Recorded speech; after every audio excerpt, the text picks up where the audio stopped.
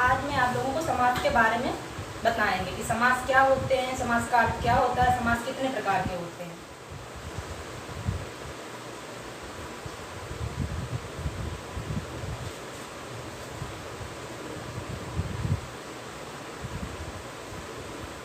पहले तो हम ये जानेंगे कि समास का अर्थ क्या होता है। जैसे कोई बड़ा पद है उसे संक्षिप्त करके लिखना, संक्षिप्त करना, या इसे घटाना, या इसे कम करना। अर्थात समास का अर्थ ये होता है कि हम किसी शब्द को, दो बड़े से बड़े जो शब्द होते हैं उन्हें संक्षिप्त करके लिखना, या घटाना, या उन्हें कम से कम शब्दों में लिखना। इसका अर्थात ये होता है कि दो पदों का ऐसा संक्षिप्त रूप,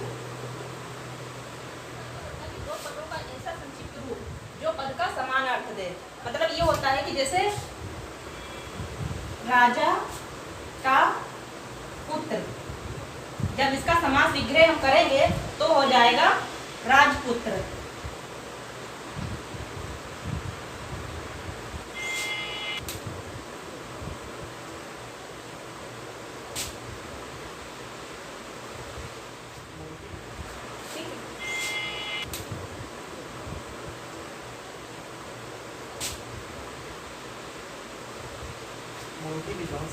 तो क्या हो जाएगा घुड़सवार। ऐसे ही कई सारे एग्जाम्पल होते हैं जिन्हें हम शॉर्ट करके लिख सकते हैं। इसके प्रकार के बारे में जानेंगे कि प्रकार क्या होते हैं। नोट पॉइंट क्या होता है कि प्राचीन समय में विद्वानों ने इन्हें द्विगु समास को अब कर्मधारय समास को तत्पुरुष समास में जोड़ दिया था। तो पहले हम समास के प्रकार के बारे में बताएंगे। पहले तो इससे पहले हम ये जानना चाहेंगे कि नोट पॉइंट था, प्राचीन समय में विद्वानों ने द्विगु समास और कर्मधारय समास को तत्पुरुष समास में जोड़ दिया था। लेकिन वर्तमान में अब ये है कि अब विद्वानों ने इन्हें 6 प्रकार के बताए हुए हैं। जैसे पहला कौन सा हो गया हमारा, द्वंद्व समास हो गया, द्वंद्व समास। और दूसरा हो गया है हमारा द्विगु समास, और तीसरा हमारा तत्पुरुष समास, और चौथा हो गया अव्ययभाव समास, और पांचवा हमारा हो गया है कर्मधारय समास, और छठा हमारा हो गया है बहुव्रीहि समास। अब हम इनके बारे में जानेंगे। द्वंद्व समास क्या होता है, द्विगु समास क्या होता है, तत्पुरुष समास क्या होता है। एक एक करके हम 6 प्रकार इनके सबके बारे में जानेंगे। चलिए अब हम द्वंद्व समास के बारे में जानते हैं। द्वंद्व समास क्या होता है। द्वंद्व समास में वो होता है कि दोनों पद क्या होते हैं, हमारे प्रधान होते हैं। दोनों पद प्रधान होते हैं। अब ये पद क्या होता है, अब हम पद के बारे में जानेंगे। पद हमारे होते हैं 2। पद की प्राथमिकता होती है, एक होता है हमारा प्रथम पद होता है, और दूसरा कौन सा होता है, द्वितीय पद होता है हमारा।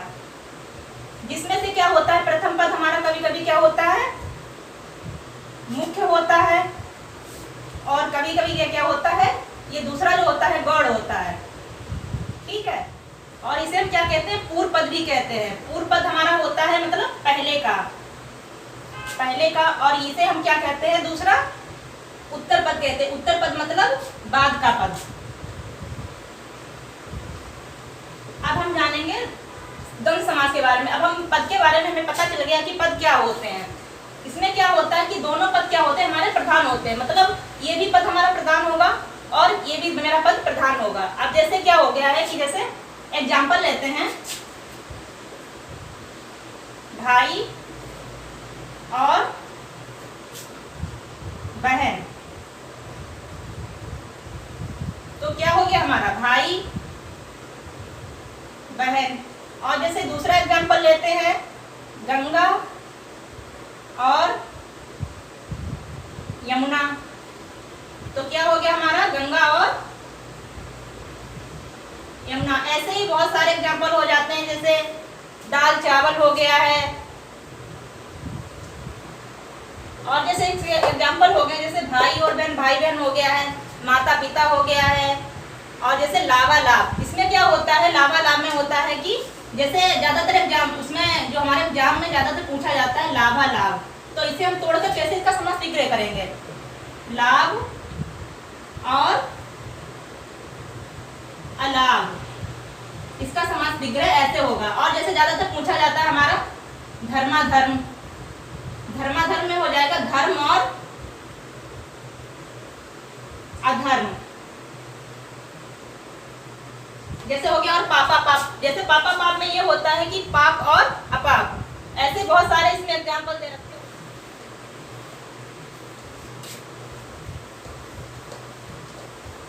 थोड़ा जानेंगे द्विगु समास। द्विगु समास क्या होता है? क्या होता है कि हमारा जो पहला पद होता है वो क्या होता है? पहला पद हमारा संख्यावाची होता है। पहला पद हमारा संख्यावाची होता है और दूसरा पद होता है वो क्या होता है? हमारा प्रधान होता है। दूसरा पद प्रधान होता है। जैसे एग्जाम्पल लेते हैं हम नवग्रह। इसमें क्या हो गया? ये हमारा पद हो गया है संख्यावाची और ये हमारा हो गया है प्रधान।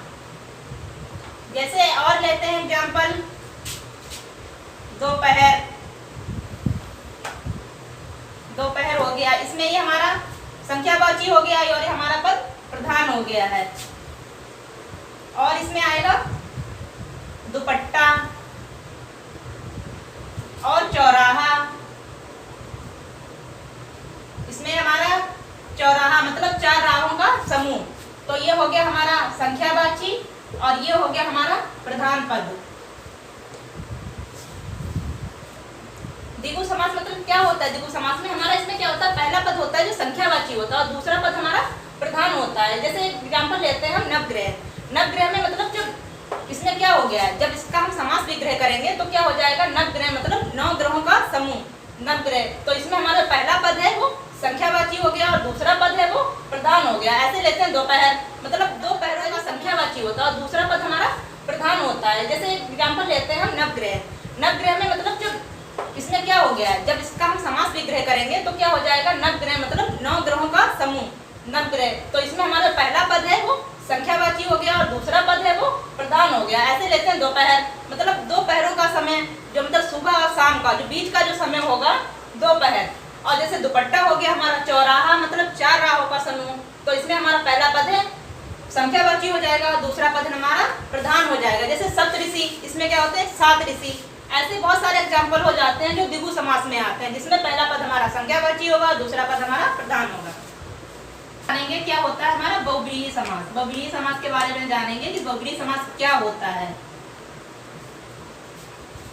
इसमें क्या होता है? हमारे दोनों पद जो होते हैं वो अप्रधान होते हैं। दोनों पद हमारे अप्रधान होते हैं। इसका अर्थ ये होता है कि मतलब जो दोनों अपना अर्थ छोड़ के कोई तीसरा अर्थ दें। दोनों पद हमारे इसमें अप्रधान हो गए हैं जो अपना दोनों पद छोड़कर तीसरा मतलब कोई विशेष अर्थ प्रदान करें। जैसे हमारा एग्जाम्पल हो गया है प्राणन, जिनके मतलब 4 सिर है। तो कौन हो गए? भगवान ब्रह्मा। चतुर्भुज, जिनकी क्या है? 4 भुजाएं हैं, अर्थात कौन हो गए? हमारे भगवान विष्णु। और जैसे लेते हैं त्रिनेत्र, जिनके 3 नेत्र हैं, वो कौन हो गए? हमारे शिव। और लेते हैं पीताम्बर। पीताम्बर मतलब जिनके पीले वस्त्र हैं, वो कौन है? अर्थात कृष्ण। तो 3 प्रकार के बारे में जान लिया और आगे जो 3 प्रकार बचे हुए हैं वो हम नेक्स्ट वीडियो में आप लोगों को बताएंगे। Thank you class.